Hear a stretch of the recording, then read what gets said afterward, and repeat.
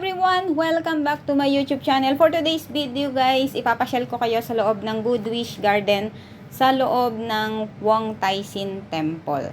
Malapit lang yung Wong Tai Sin Temple na to sa exit B3 ng Wong Tai Sin. Pero kung gusto nyo guys ng full guide, may na-upload na tayong full guide papunta dito. Lalagay ko na lang din sa description ang link. Pasok tayo sa garden.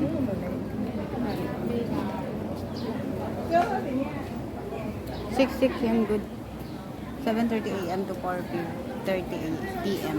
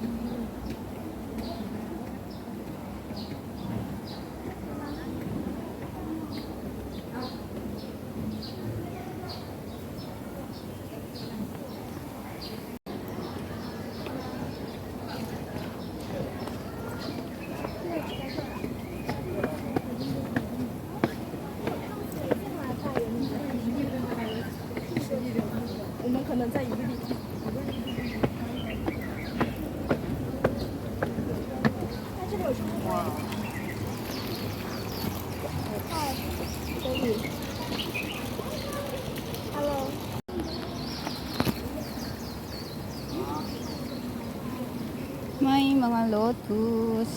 Yung flowers yung lotus.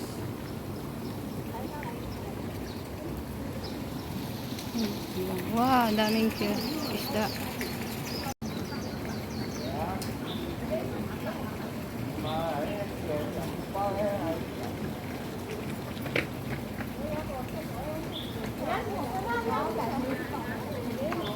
Daming isda. May kasama silang pagong. Ayan. Oh, nakikigulo din yung pagong. Nagisan kasi ng pagkain ng bata.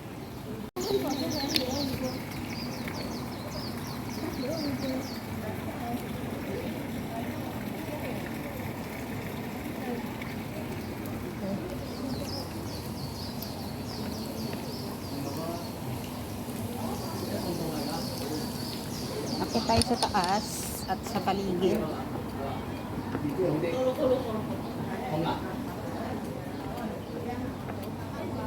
So dito muna tayo mauna. Akit tayo sa hagdan.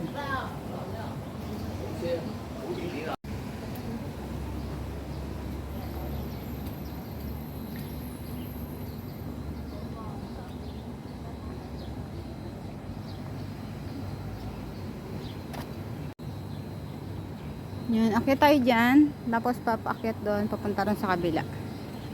Let's go!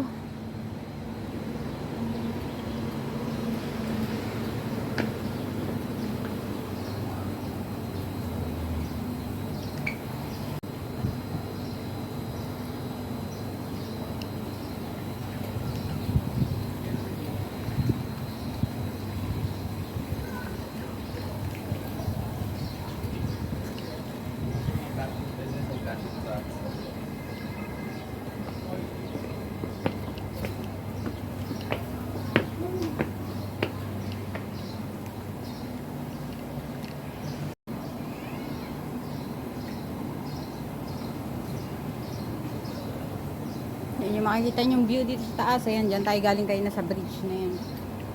Akit pa tayo. Dito sa taas, may mga upuan din kayo makikita at hindi masyadong matao dito sa taas.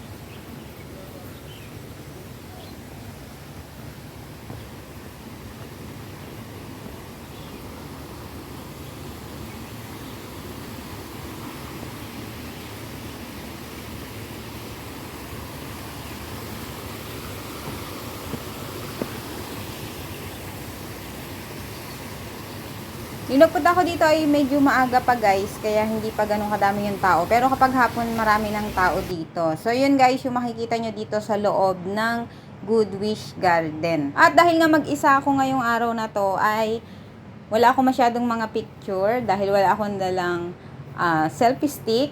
At talagang ibinidyo ko lang yung lugar para ipakita sa inyo kung gaano kaganda rito sa loob. May naka-upload na rin tayong video guide papunta rito sa Wong Tai Sin Temple. So, check nyo na lang guys sa aking YouTube channel or ilalagay ko ang link dyan sa my description box below.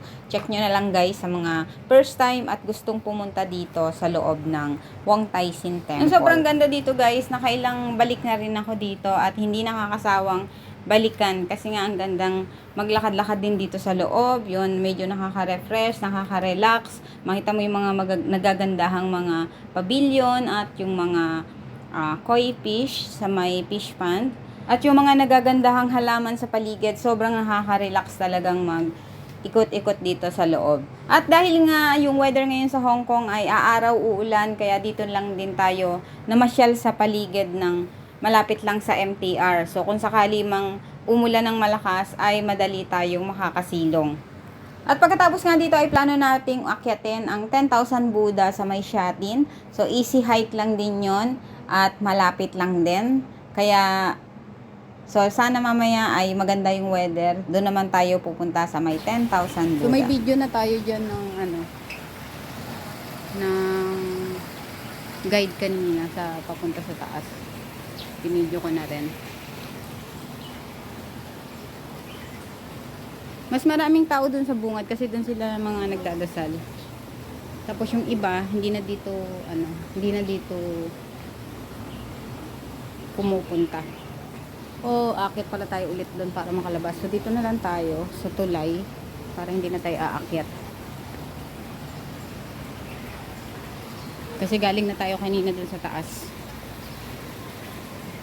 Basta pag nagpunta kayo dito guys, yan, akyatin nyo na lang yan, taas na yan, ayan o. Pag galing kayo doon, akyat kayo dyan, tapos dito kayo baba.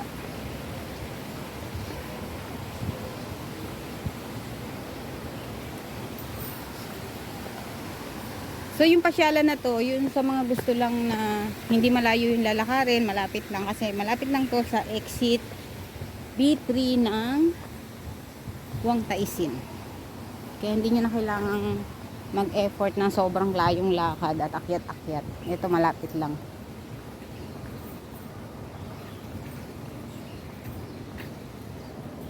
Mom.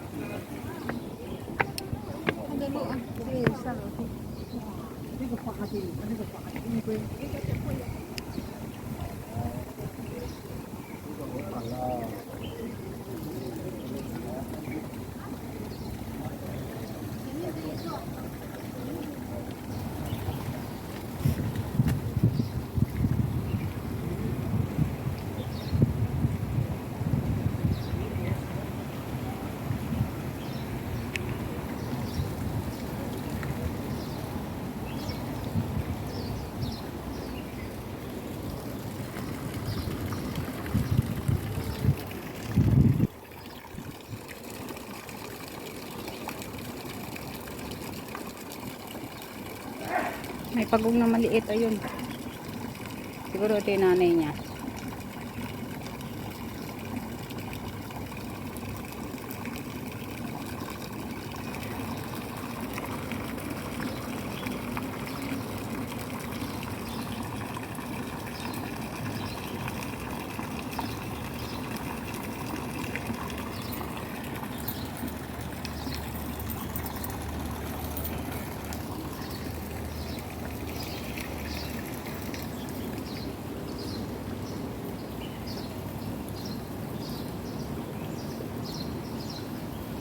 Yan, pwede kayo umakyat dun, oh. Diyan, paakyat dun sa taas, pababa dun. Okay, labas na tayo guys.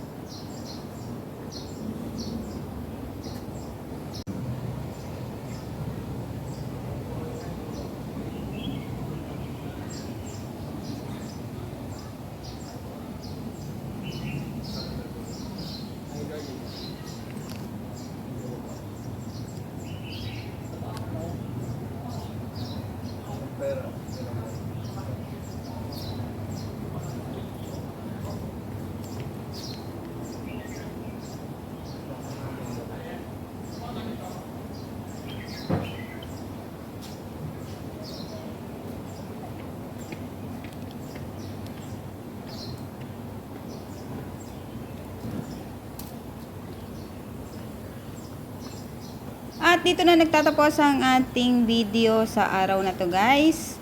Don't forget to like, subscribe, and hit the notification bell para lagi kang updated sa ating mga gala dito sa Hong Kong. Bye-bye!